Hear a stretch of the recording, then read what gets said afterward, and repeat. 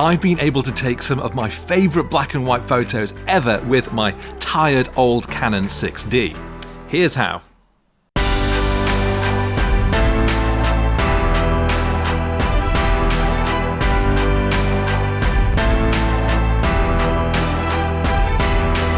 I love taking black and white photos, and I've done videos on this channel before about how I shoot and process my images. But those were all shots that I took in colour and then turned into black and white shots using Lightroom and Photoshop. My new favourite technique is a bit different.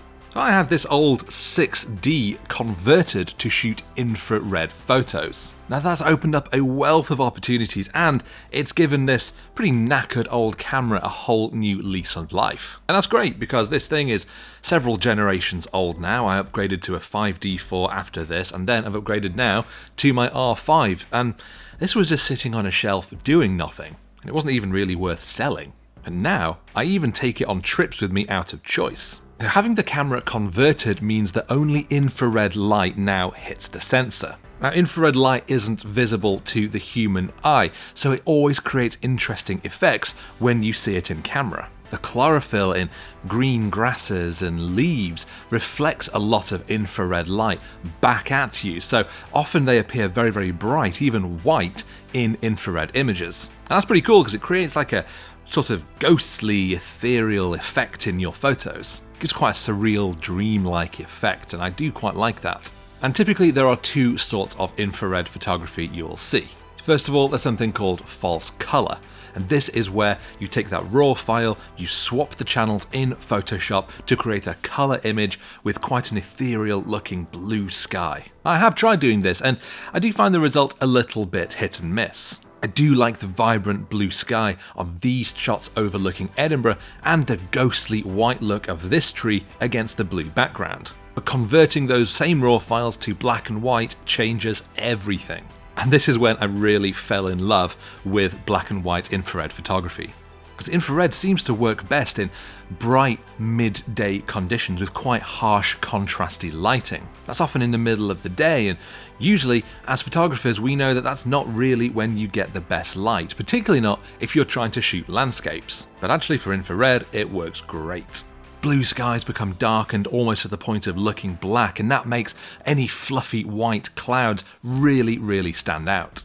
I love the details in the clouds in this shot of New Haven Harbour and on this snap I took in Barcelona, both of which were taken in the middle of the day. But I also took it on my recent trip to Skye when I put it to particular use photographing the Quirang Hills. Quirang. So when I got there, it was sort of late morning, lunchtime-ish, and the light was already quite harsh with that overhead sun. Now I did use my R5 as well here to take regular shots in colour, and I have got a couple of shots that I'm quite pleased with, but they have taken a bit of post-production to bring something a bit more out of them. But it's the infrared black and white versions that really stand out for me. I took the camera with me because I knew that that harsh lighting, that contrast and that blue sky would actually lend itself very well when shot with infrared. And I think I was right, because I definitely got some dramatic, punchy shots that I don't think I would have achieved with my regular camera. I love the contrasty shadows on this hill and that just sliver of light hitting it on the right hand side. And I'm really pleased with this image taken from a lower viewpoint where I've used the fence as a leading line going into the scene with that lovely bit of light kissing the rock face in the background. There are quite a few others from this area that I took in infrared that I'm really pleased with. I love that contrasty look I was able to get from the camera and how the otherwise harsh nature of the light actually lent itself particularly well to this style of photography. And the great thing is that processing black and white images from infrared RAW files is actually pretty easy, so I'm going to show you how I do it. So this is actually what these images look like straight out of camera. It's very red and orange and it's a little bit all over the place, but you can see immediately how harsh this sunlight is coming in overhead. It's casting strong shadows on the mountains, on the ridges here, and creating basically a lot of shadow and a lot of contrast. So as a general landscape scene, I do not love how this looks. but it's very easy to transform it into black and white. And the way that I'll do this for the most part is just by using the black and white profiles built in as standard into Lightroom. So you don't need anything in particular. You don't need, at this point, custom white balance profiles. You don't need to do channel swaps in Photoshop. That sort of thing is what you would do if you want to achieve false color. Right now, I found the best way is just to go in and apply some of these profiles. So I'll load up the black and white panel, and as I start to flick through these, you can see just how much it transforms this image. So I really want something dramatic and bright and vibrant here. So I'm thinking maybe, actually maybe black and white 3, because I love what it's doing with the shadows on those hills. But it's also not overpowering that sky. Let's click that, and we'll apply that and go back here. Now I think I'm going to bring those highlights down, trying to control the sky just a little bit. We can maybe lift those shadows ever so slightly. I'm really trying to bring in a bit more of that contrast. I'll bring in a linear gradient at this point just to try and help control that sky a little bit, darkening that exposure. And I might even go down to our effects tab and bring up that clarity. As I just pulse that, you can see how much more detail and sort of crispness on all those little fluffy bits of cloud really start to pop out. So I might just go a little bit, plus 10 there, and I might even see what bringing in that dehaze looks like. It's a little bit much, so I think I might just add a little bit, plus 4. I think that's all it needs. If I just turn that off and on, you can see that that's done a really nice job in bringing that sky under control. I might just bring in another one just to kind of darken down the bottom half of the scene. And this is really going to help draw the eye to the middle of the scene where these lovely lines going up these hills are. I might even emphasize that further with a radial filter going straight across the middle. Turn it like this, and we're just going to increase those whites. Drop those highlights a little bit and give it a little bit more contrast. Turn that off and on, again you can see what that's doing.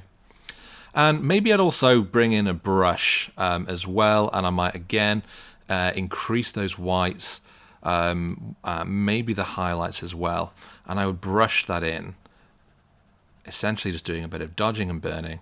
Where there already is some highlight, I brush in to emphasize it, really just adding in some extra light falling here. This is very, very rushed. I'm just showing this quickly, so you could spend more time overdoing these kinds of things if you want. But once your mask is in place, you can then go and play with the sliders, boosting that exposure a little bit to emphasize it further. I think this is looking quite interesting already. If we go before and after, it's difficult to kind of tell because obviously we've gone from this red to this black and white, but I do like how this is looking. As a quick example, I'd probably even go back and maybe add in another brush, and maybe this time I would bring up those shadows a little bit, but I would also bring up quite a lot of clarity, and I would paint it specifically on this side of the hill and maybe on these ridges as well. And let's just have a play with those whites. Yeah, bring that up. And maybe even a little bit of dehaze here as well, just to help that contrast even more. It's very moody. It's, it has a definite look, this kind of shot. But as a quick few minutes, just applying that profile and applying some masks, I'm quite pleased with how this looks. But these are basically the same techniques that I have used on all of the other black and white photos you've seen in this video. I might have taken them over into Photoshop, layered up some of those different effects on top of each other, but essentially these are the exact same tools. So it is very easy to edit this type of image. I'm really pleased with these shots generally, and I'm super excited to try it out even more as we move from spring into summer and we start to get more sunny days and more of that greenery starts to burst back to life. And in so doing, reflecting all of that infrared light back to hopefully create some really interesting looking images. If you're interested in black and white photography, I definitely recommend giving a conversion a go, particularly if you have got an old camera sitting around that otherwise isn't going to get used. I had mine converted to 720nm black and white, and I had that done in the UK by a company called Pro Tech Repairs. I will leave a link to them in the description below.